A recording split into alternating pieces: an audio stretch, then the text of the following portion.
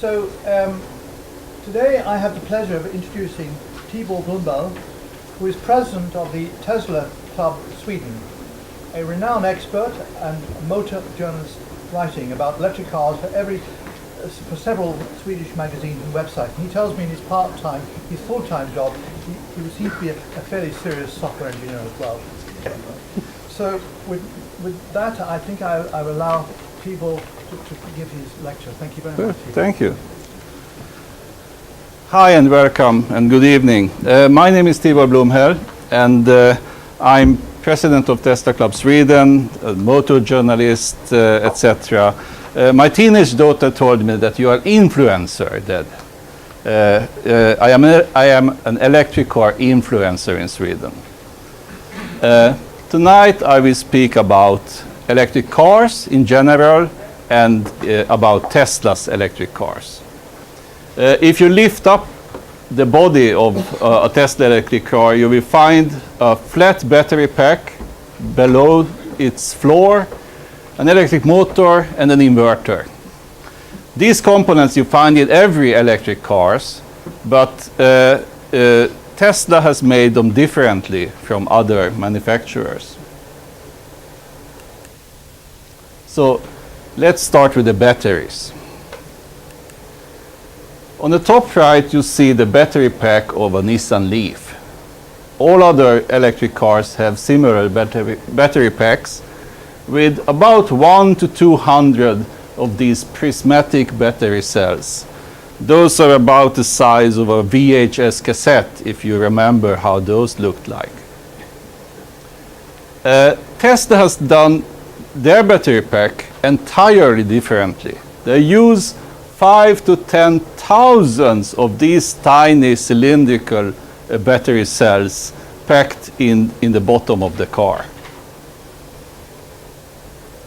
So why have Tesla chosen a different battery from all the other than all the other manufacturers, and how does the batteries differ between them in reality?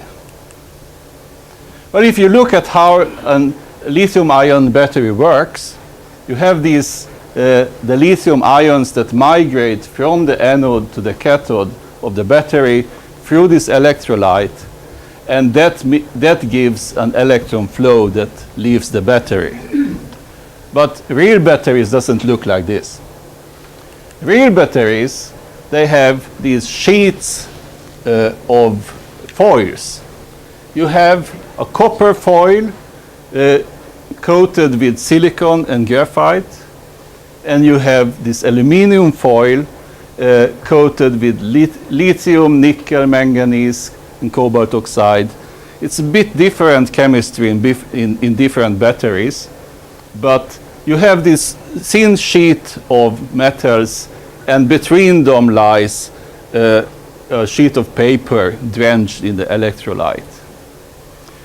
People always ask me, oh, lithium-ion cells, if we manufacture millions of these cells, will there be enough lithium for all the electric cars in the world? But lithium is the active ingredient of the battery, but it's only about 2% of the entire battery that contains lithium. Cobalt is much harder to get by, especially if you don't want to have cobalt from Congo, the biggest manufacturer today.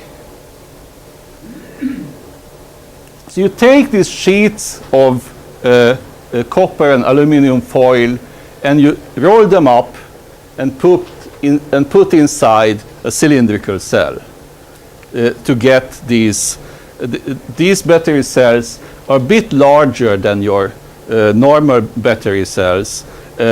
If you have a power bank for your mobile phone, these cylindrical power banks, they contain one of these battery cells. But you can, instead of rolling up the sheets, you can just put them in a bag and vacuum foil them, And then you get these flat batteries that you have in your mobile phone.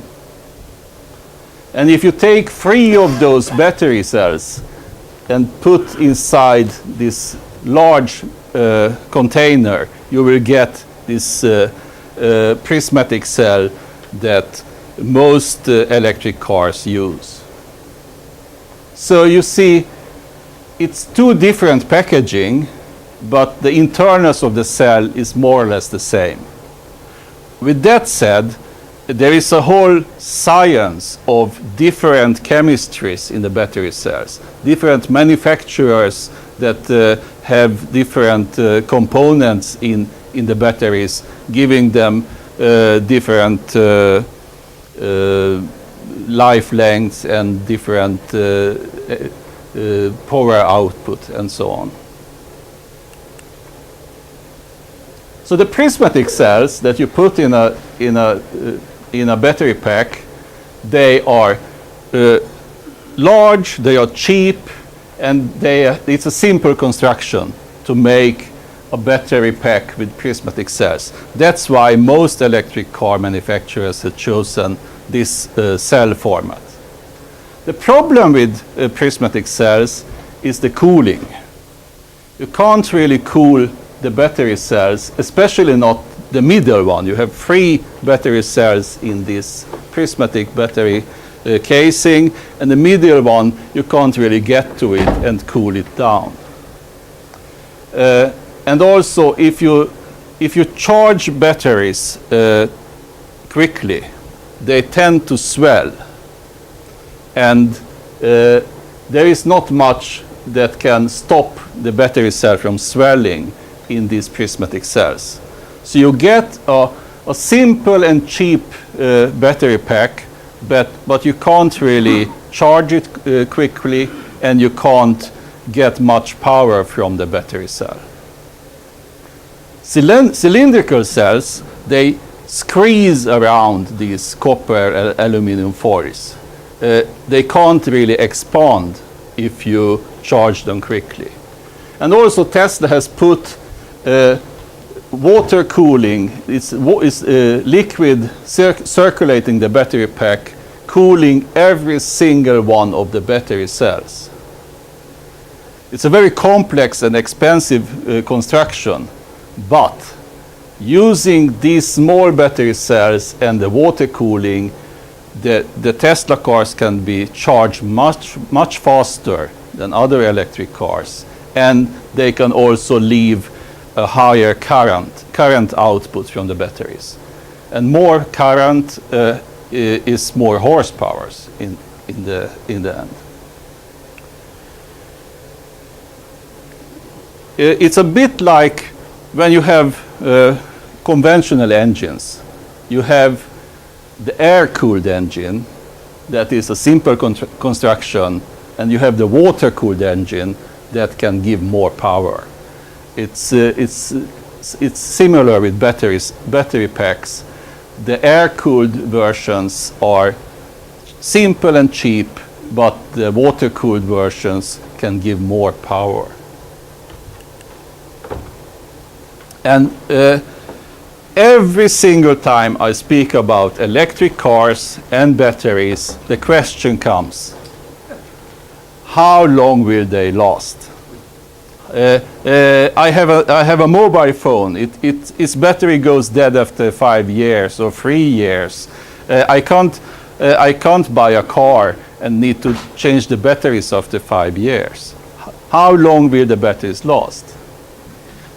My answer is the batteries will last longer than the car. So you don't really need to change batteries in an electric car. This diagram was made by the Belgian Tesla Club. They have measured the batteries of hundreds of Teslas and made this diagram. And you can see that after 250,000 kilometers, the batteries are still 90% as good as they were day one. You will get some degradation of the batteries. But even after 250,000 kilometers, you can go 10% less than you could drive the first day you had the electric car. Batteries age because of charge cycles. Everybody knows that.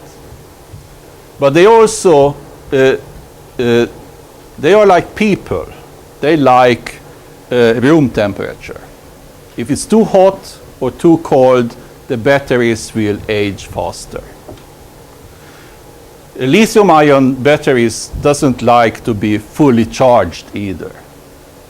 If you charge a lithium-ion battery to 100% and you leave it like that, it will age faster. You can't see, but my poor laptop here, it's always fully charged because I always connect it to the mains. And guess what? Its batteries are completely dead after, I think it's 4 years old now. And even worse for the batteries is to get fully discharged. If you discharge a lithium-ion battery completely to zero, you can actually damage the battery. So it will not be able to charge as much anymore. And also you have the calendar age. Even if you have an electric car just standing there, after 5 or 10 years, the batteries get slightly worse. But electric car manufacturers try to find different chemistries. Nissan has changed the chemistry in the battery cells to withstand higher temperatures because they had problems with electric cars in California with the hot climate. You remember it's just an air-cooled battery. So in the hot climate, the batteries went bad in just 2 or 3 years. The batteries lost 20% of their capacity. So they have changed the chemistry to withstand temperature better. And Tesla instead installed water cooling to keep the batteries tempered. So here is your battery in your mobile phone. It can be charged in the evening, and if you speak too much, it will be completely discharged. As I told before, there is these danger zones. If the battery is fully charged or fully discharged, that wears the battery will age more quickly. So what an electric car does it lies to you. When an electric car says 0% in the battery, I can't drive another meter, stop here, charge me, it lies. The battery still have charge in it, but the car doesn't let you use that last kilowatt hours of energy in the battery to make the batteries last longer. And also, Tesla is the only electric car that allows you to charge the batteries to actual 100% charge. All other electric cars has the same lie. When they say the battery is fully charged 100%, it's not fully charged at all. It's perhaps about 95% charged. By sacrificing this last percentage of the batteries, they make the battery last longer.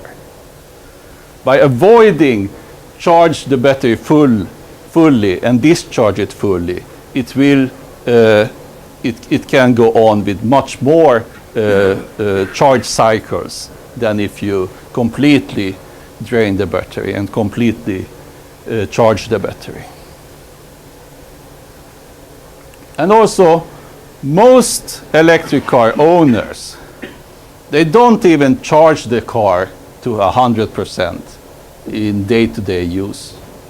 If I just drive around town, I charge my batteries to 80%. And then I don't drive all the way down to 0, but perhaps to 20%, and then I charge the batteries again. So I use this middle segment of the battery and prolong the battery life multiple times compared to if I would use the whole battery.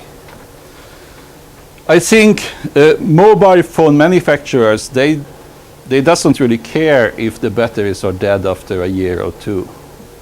They want you to buy a new mobile phone. But electric car manufacturers can't really do that. So by limiting the usage of the battery, they will make the batteries last much longer, actually longer than the car itself.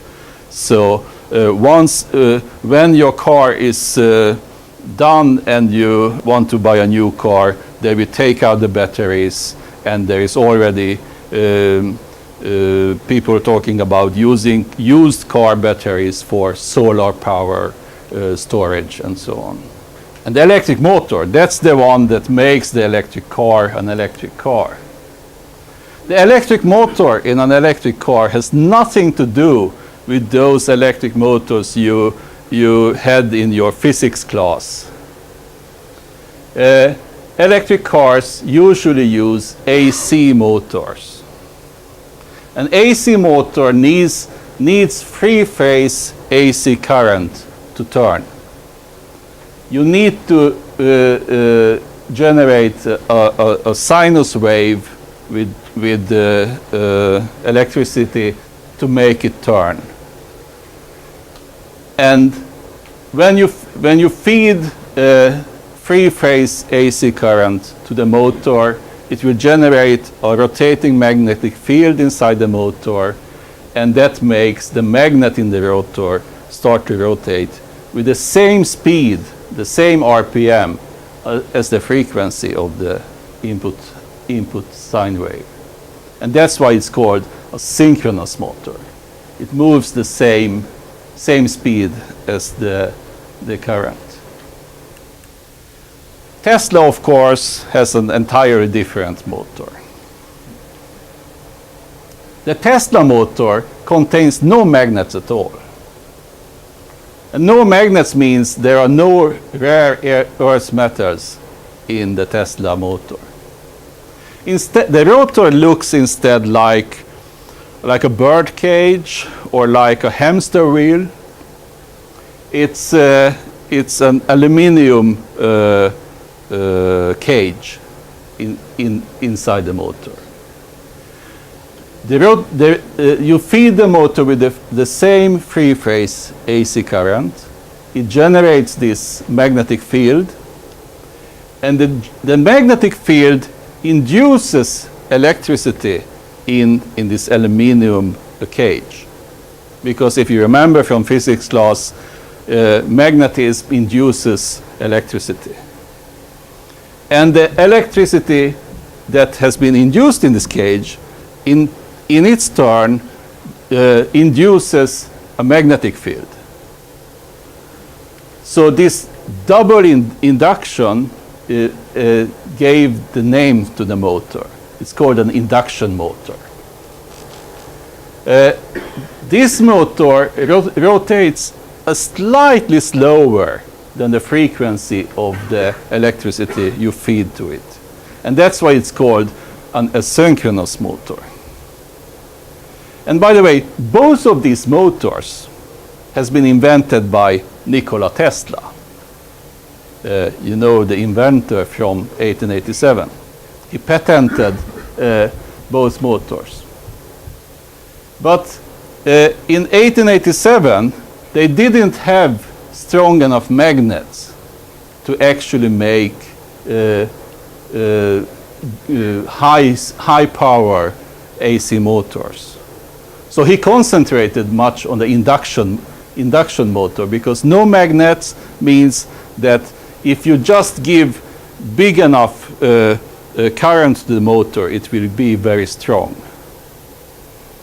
And it's actually it's a bit cool to realize that Tesla motors is called Tesla motors because their cars are actually propelled by Tesla motors. So AC motors, they are very efficient.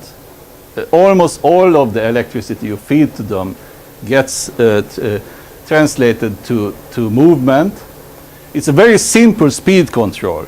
You just adjust the frequency of the current that you feed to the motor to control the speed of the motor. But they lose efficiency when they are hot, because magnets lose efficiency when they become hot. The reason Tesla Motors, has chosen induction motor is because when a Tesla Model S is accelerating, they have this insane acceleration, then the motor is fed with 4 times its rated current. They are overloading the motor and it becomes very hot. It doesn't matter because it contains no magnets. The magnets will not get weak by the temperature. And after you have accelerated, the motor is water cooled. It cools down the motor again, and you can make more accelerations. But you can't accelerate forever. After 10 or 15 seconds of acceleration, the motor gets so hot, so they limit the power. But by 10 or 15 seconds, you are approaching top speed anyway.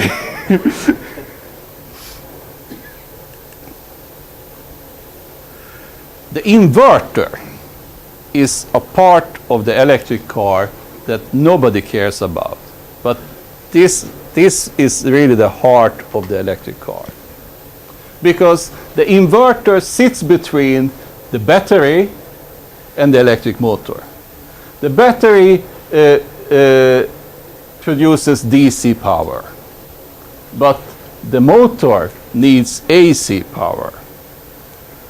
So the inverter has lots of transistors, and it's controlled by software, and it produces this three-phase sine wave that the motor needs.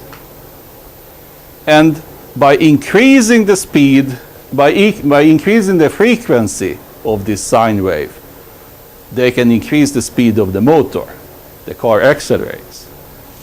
If you decrease the frequency, the motor will actually act as a generator and produce electricity that it feeds back into the batteries. So every time you brake every time you decelerate an electric car, you put your foot on the brakes, power is fed back into the batteries. It charges the batteries. And about 70% of the energy of the car can be regenerated into the batteries when you slow down an electric car.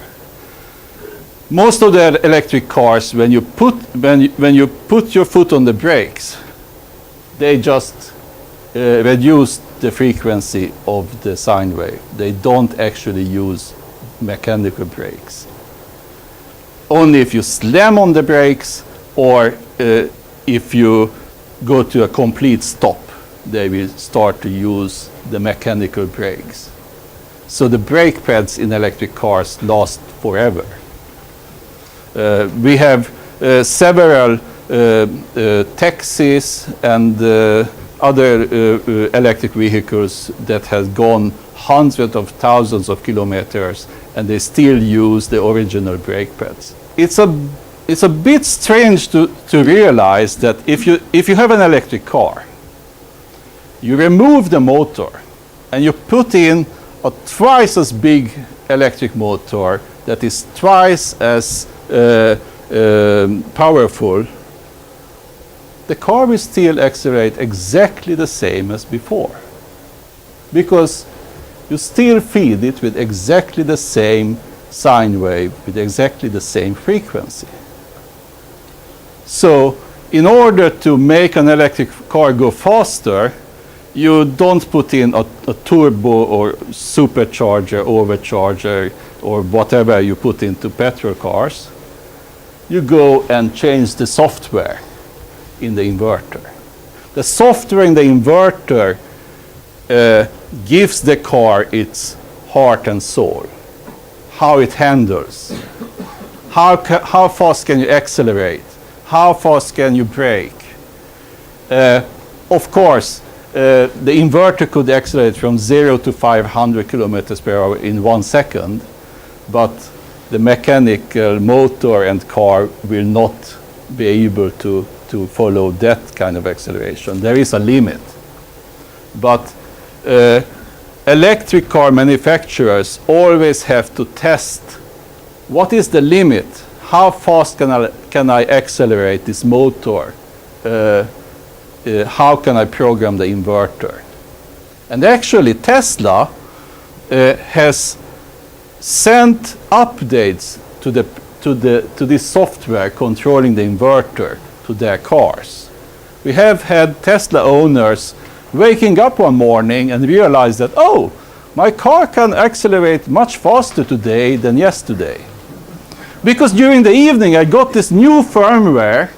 The Tesla technicians has realized that, wait a minute, we can speed up the motor faster than we thought. So they made a new firmware.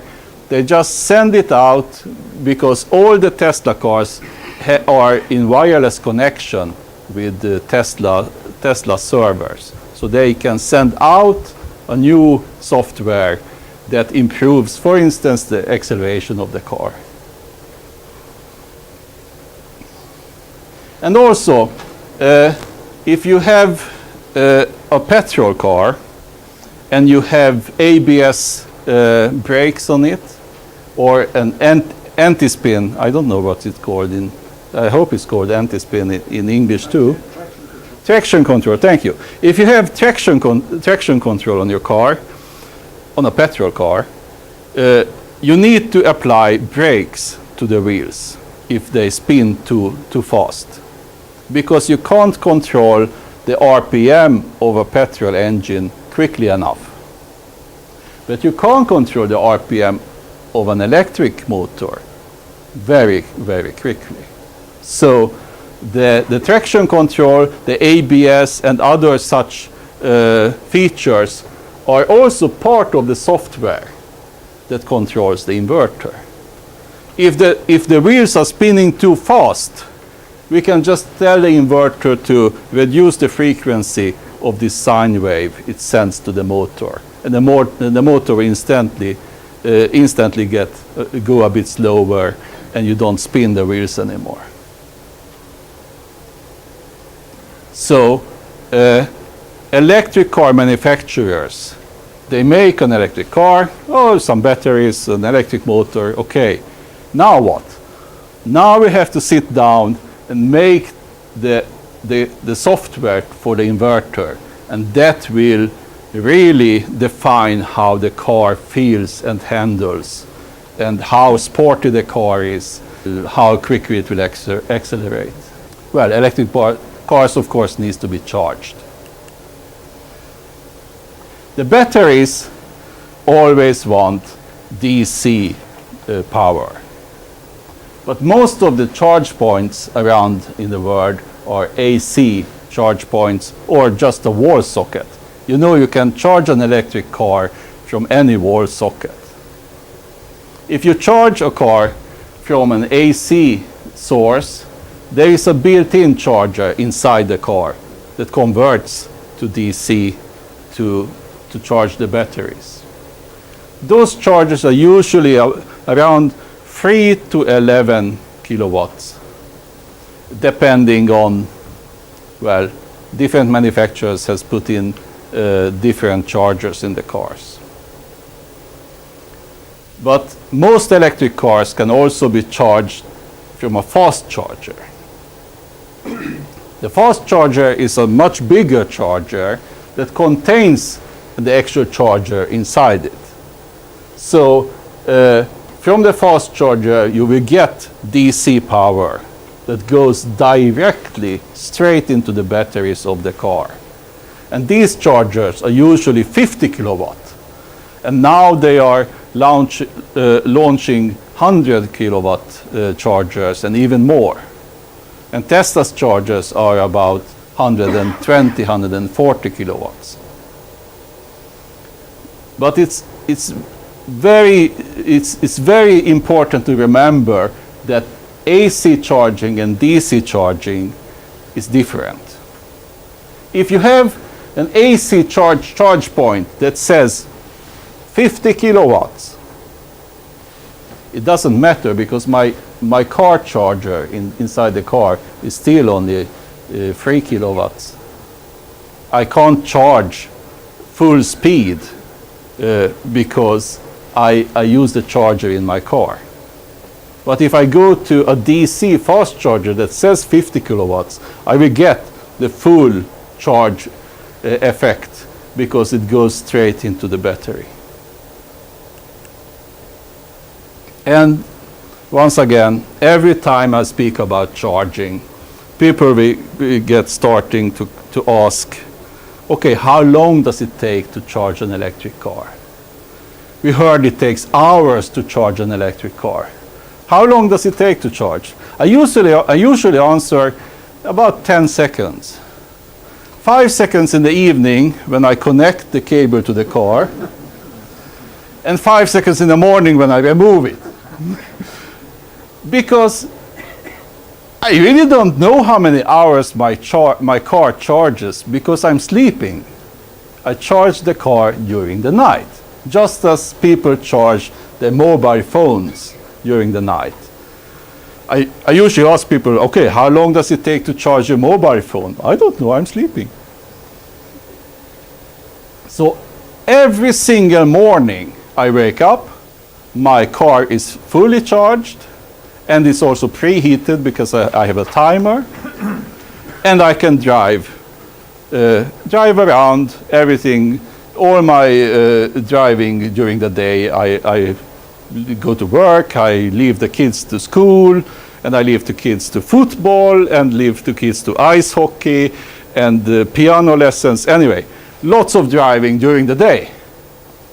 And in the evening, I get home, I plug in the car, and it gets charged again. So ever since I bought my electric car, I have never been to a gas station. I have never thought, oh, I have to drive that way today because I have to fill up my car. I go up in the morning, sit in my car, and it just works. I don't have to think about charging. And once people realize that you usually charge the car during the night, they also realize that, okay, it doesn't matter how many hours it takes to charge the car. Also, if I only drive 50 kilometers one day, I only need to charge back those 50 kilometers range into the batteries. The rest is still there. So sometimes you see on electric car specifications, it takes 15 hours to charge the battery. Yes, if you have driven so long today, so you completely drain the battery. But you never do that. You drive, even if you have a Nissan Leaf, a small electric car that can go about 150 kilometers, how often do you drive more than 150 kilometers in one day? Because after that you charge it during the night and it's ready the next day for new adventures. People also ask me, do I need to rewire my home, get new fuses? How much electricity does an electric car need? I usually compare electric cars with this electric heater. It consumes about the same amount of energy. It's around 2 kilowatts when I charge my car at home. Yes, I need to make sure that I have at least 10 amps of fuse, and if I have, let's say, my refrigerator on the same fuse, it's not good. But really, if you can connect an electric heater at home, then you can charge your electric car too. And also, you know, ever since the turn of the millennium, we have installed these low energy lights in our homes. And a washer machine today consumes much less electricity than a washer machine consumed in the 90s. And the same goes with your refrigerator. And all this energy you save today by using low energy supplies at home, you actually save about the same amount of electricity by low energy lamps and low energy appliances that your electric car needs per year. So when you buy an electric car, your electricity bill goes back to what it was in the 90s. And by the way, I think my electricity bill has increased with 20 euros per month since I got an electric car. I really had to check and compare month by month with the year before. Okay, so what happens if you want to go further away? Not just 150 kilometers, but you want to drive long. This is the map of all the fast chargers in Ireland today. This map was completely empty 4 years ago. And now new stations are coming all the time. I found one that is built right now as we speak, and more of them are coming every month. There is new charging stations, and you have two kinds of charging stations. You have public stations, blue on the map, that has two different cables. One is called Shademo, and that's for Japanese cars mostly.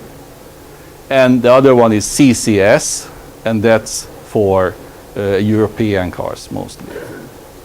So it's two different nozzles, two different communication, but in the end, it's the same kind of electrons that the car receives. So there is one charger that has two different cables on it. You select the one that fits your cars. And with those you can charge with 50 kilowatts. Tesla, they have developed their own charger and their own charge network that is only for Tesla cars. And those chargers are more than twice the speed. And those are the red ones on the map. But really, if you have a Tesla and you drive from Dublin, where is Dublin? You can't even see Dublin for all the chargers. But if you drive from Dublin to Limerick, a Tesla car has enough charge to drive back and forth. If you have a Nissan Leaf or some other electric cars with smaller batteries, you might need to charge on your way back. But as you can see, you have several charging stations to choose from. Or if you have stayed a couple of hours in Limerick, you could have charged your car in a parking garage from an AC charger while you do whatever you do in Limerick. What do you do in Limerick?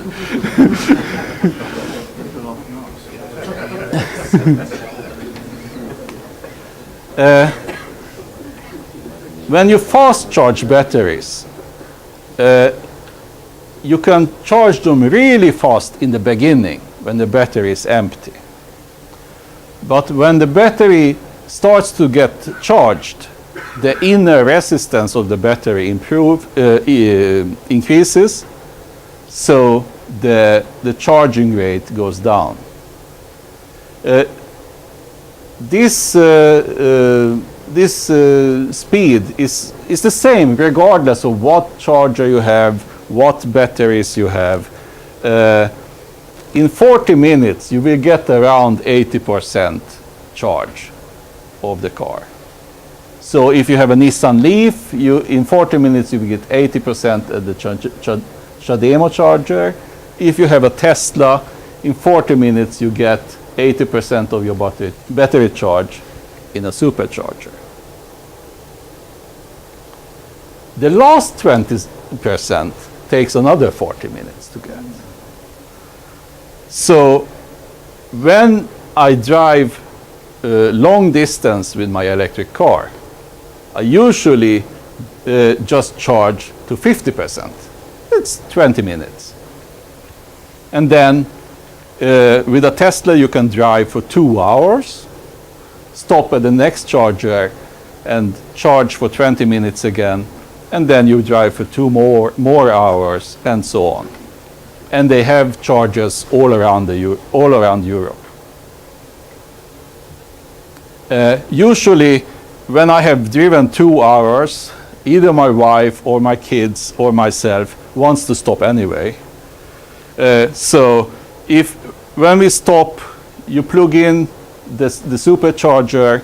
You don't have to sit around the car. You can go away and go to the bathroom or have some coffee or have some lunch.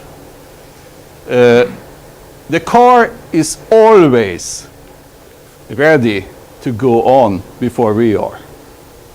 So once we get back to the car, it's more than 50% charged, and we can drive for another 2 hours. There has been some newspaper articles about electric cars being dirty.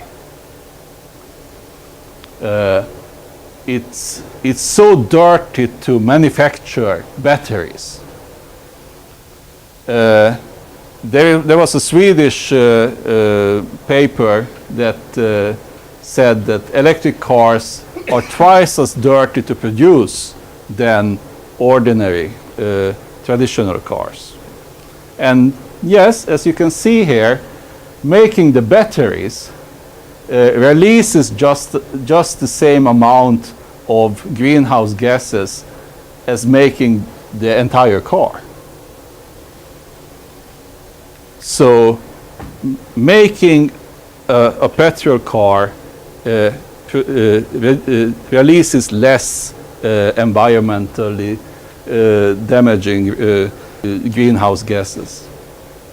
Well, it's quite obvious, really, because if you have to manufacture hundreds of kilograms of batteries, that will take more natural resources than taking a sheet of metal and bending it into the shape of a fuel tank. But then you have to fill up the fuel tank.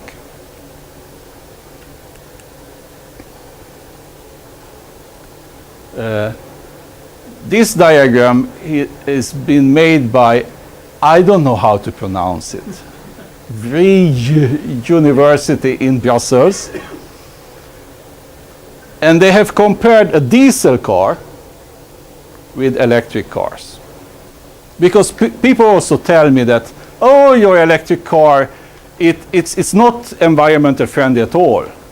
Of course, you don't have any tailpipe, so you don't have any carbon dioxide released from the car. But what do you think? Where is the electricity coming from? It's coming from a coal plant, and your tailpipe is over there at the coal plant. They are releasing the carbon dioxide. So this university compared a diesel car, an environmental friendly diesel car, that releases 120 grams of carbon dioxide per kilometer. Well, at least if you test it in a laboratory. And they have calculated the lifetime emissions for that car. So let's see if it works. On top of the carbon dioxide that the car releases, they have also put the carbon dioxide it took to manufacture the car. And also down here, the carbon dioxide it took to manufacture the diesel. Because diesel doesn't grow on trees. It has been trees a couple of million years ago, but you need to release, you release greenhouse gases when you manufacture the diesel. So they compared this diesel car that emits more than 200 grams of carbon dioxide per kilometer, and they compared it to an electric car. And with an electric car, your emissions depends on how the electricity was generated. So they took a couple of different countries. In Poland, almost 100% of their electricity, I think 90% of the electricity, comes from coal plants. So in Poland, an electric car actually emits a lot of carbon dioxide because generating the electricity released carbon dioxide. On top of this, they put the car, the batteries, and the motor. So in total, the electric car in Poland, the worst country in Europe when you think about electricity, it still emits 25% less carbon dioxide than an environmental friendly diesel car. Because this diesel car is the one that gets the incentives from the European community. There are lots of diesel cars that has more than 120 gram per kilometer in emissions. And in other countries, if you look far right, you see France and Sweden. In France, most of the electricity is generated in nuclear plants. In Sweden, we have lots of hydropower and nuclear plants. So in France and Sweden, the electric car emits almost nothing, even if you look at the whole picture, the emissions from the power plant and so on. Unfortunately, Ireland was not one of the countries they investigated. However, I have searched on the internet. I think you are somewhere here between Germany and the Netherlands. So if you drive an electric car here in Ireland, even if you look at the whole picture with the emissions from coal power plants and so on, you will have about half of the emissions of an environmental friendly diesel car. And of course, the cleaner energy mix you get, the better it will get. And nothing stops you from putting solar power panels on your house and power your car entirely by solar power. Many of our members in Sweden have done that. I will also talk about self-driving cars. I know it's nothing to do with electric cars really, but Tesla is very prominent in self-driving cars. But I have to start with a warning. Lots of people confuse the Tesla autopilot with self-driving cars. Especially newspapers always says that the Tesla is self-driving today. No, it's not. The Tesla autopilot is really just a glorified cruise control. It's adaptive cruise control. It has a radar, so it can detect the car in front of you and reduce your speed. And it's able to follow the lane. So if the road turns, your car will also turn. But that's it. The autopilot is used in symbiosis with the driver. You still are the driver of the car. Just like a cruise control knows nothing about roundabouts and red lights and so on. The Tesla autopilot knows nothing about those either. You have to realize that, okay, now I can let the autopilot drive the car, and now I have to drive it myself. Self-driving cars is something completely different. You enter your destination and off you go. You don't have to touch the steering wheel. Many self-driving cars doesn't even have a steering wheel. For the self-driving car, for it to be able to drive the car, it has to be able to look at the environment. What's around the car? Most self-driving cars has a lidar on top of the car. Lidar is just like a radar, but it emits laser light instead of radio waves. So they have these laser lights sweeping around the car and bouncing back from obstacles around the car to see what's here. Okay, there is some people, there's a bicyclist, a car. Let's avoid them and don't drive over them. The lidar returns an image of what's around the car that's very easy for computers to understand. You have this 3D image, what's around the car. Tesla has done completely different, of course, Tesla. They have put small cameras around the car. The same kind of cameras you have in your mobile phone. You won't even notice the car is self-driving, prepared for self-driving.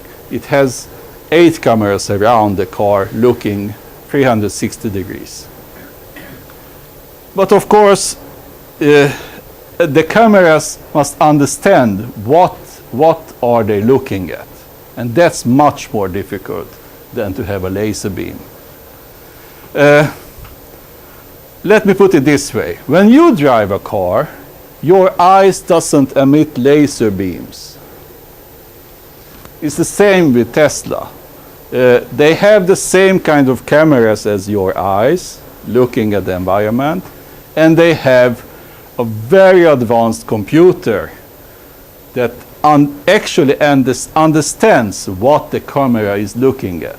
So it can recognize a car, it can recognize a bicyclist, it can recognize signs, etc. So here you see a self-driving Tesla, and over here you can see what the car actually sees. The obstacles are marked. You can also see what the camera recognizes as road that I can drive on. The image from the 8 cameras around the car is fed to this computer inside the Tesla that has an advanced chip that actually emulates a human brain. It emulates several million of neurons that you yourself use when you look at your environment. Your eyes deliver an image to your brain, and the brain recognizes, oh, that's a car, let's not hit that one. Oh, that's some people, let's avoid those too. So this chip here does the same. It can recognize cars, bicycles, people, etc. in the images that are fed to it. And it delivers this information to the other chip next to it that makes the decisions. Okay, that's a car over there. Let's not go that way. It's a road in front of me. Let's go forward. And this board is about 150 times as powerful as a laptop. NVIDIA, who makes the chips, calls it a supercomputer for cars. And most importantly, these computers are already today in all Teslas. Too short film. This is already in place in all Teslas. So when you sit in a Tesla and drive around, the cameras are already on. They look at the environment. The computer recognizes the environment and it decides how it would have driven the car. And then it compares to how the people behind the steering wheel did. What did they do in the same situation? So right now, Tesla cars are learning from Tesla drivers how to drive a vehicle. And that's entirely different from Google, General Motors, and other companies who has made a couple of hundred cars and try to make them drive by themselves, but they don't have this enormous amount of data that Tesla has from thousands and tens of thousands of cars every day driving around, and this little brain learning how to drive a car. So is it safe? Are we going to see a lots of self-driving cars crash? Yeah, of course. We will see self-driving cars crash. Because let's face it, in some situations you can't really avoid crashing. And of course, every single time a self-driving car will crash, the media will go bananas. The National Highway Traffic Safety Administration in the USA, they compared the Tesla Model S before and after it got its autopilot. Not the full self-driving, just the autopilot that could follow the road. And they've seen that the number of accidents when the airbag has got activated, the number of accidents has dropped by 40%. So that the autopilot drives better than you. I know it's really hard to but let's face it, human drivers not always keep a safe distance to the car in front of them. And another American agency, the Californian Department of Motor Vehicles.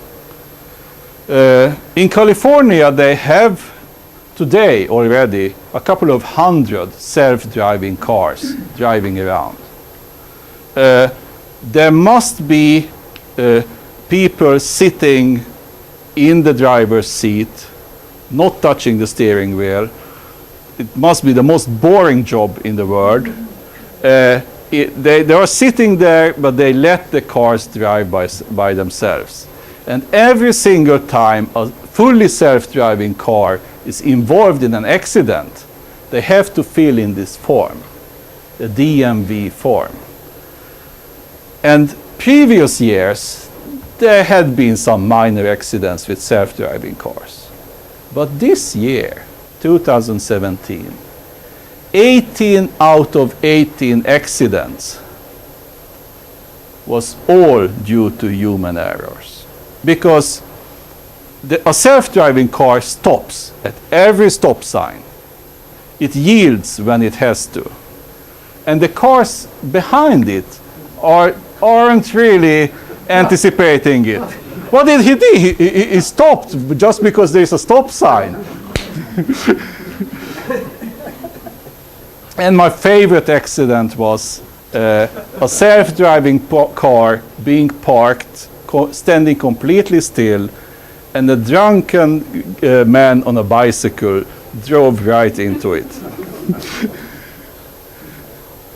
But self-driving cars are now at that level of security that the problem is not longer the self-driving car driving into things. The problem is avoiding people driving into the self-driving car.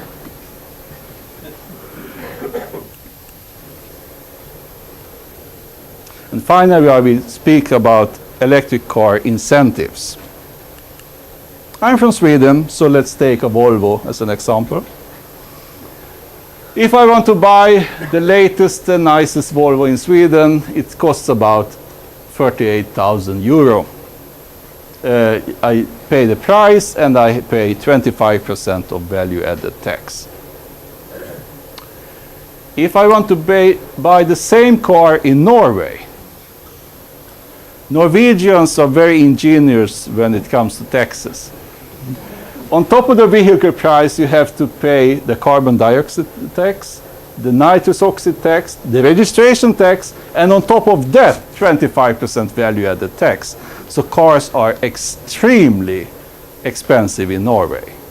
It's almost twice as expensive as in the country next to them. If I want to buy a Tesla Model S in Sweden, I pay the vehicle price, I pay the value-added tax, and then I got 4,000 euros in incentives from the government. They call it super environmental car premium. Actually, they do. So instead of paying 89,000 euros for the car, I pay 85,000. And then I don't have to pay the carbon dioxide tax every year, of course. If I buy a Tesla in Norway, it's tax-free.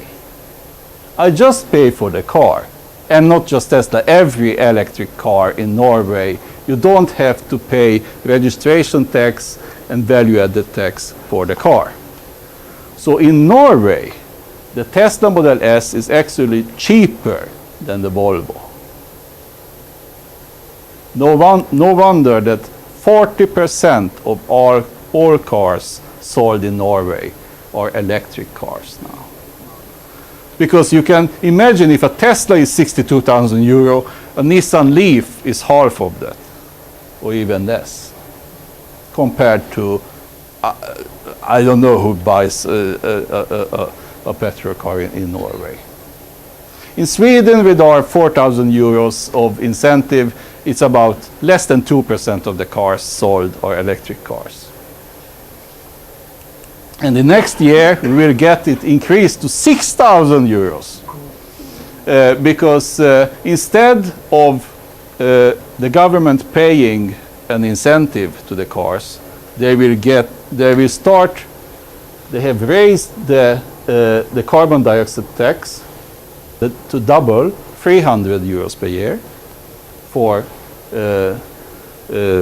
traditional cars, and they have raised the premium for electric cars. I don't know if 6,000 euros instead of 4,000 will make any difference. But why do we need incentives at all for electric cars? Well, because they are expensive. But the cost of electric cars and the cost of batteries has been dramatically reduced the last 10 years. So according to this study, they have cost of batteries for electric cars that has been reduced from over $1,000 per kilowatt down to about 200 today, because we are over here now. And this study says that by the year 2025, electric cars will become cheaper than petrol cars. And then we will get this Norway effect everywhere, even if you don't have any incentives. Christian von Koenigsegg, you know the guy who makes those supercars. He drives a Tesla, by the way, as his everyday car. He said that electric cars are inevitable, regardless of political will. Even if you don't have any incentives today, in 10 years, electric cars will become so cheap that petrol cars will be more expensive. So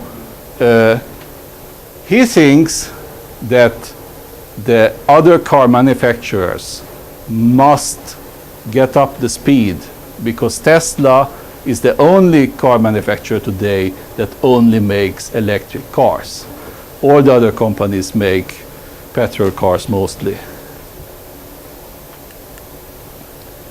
That's about it. I see you looked at your watch. Electric watch. Yeah. Any questions? Oh, thank you.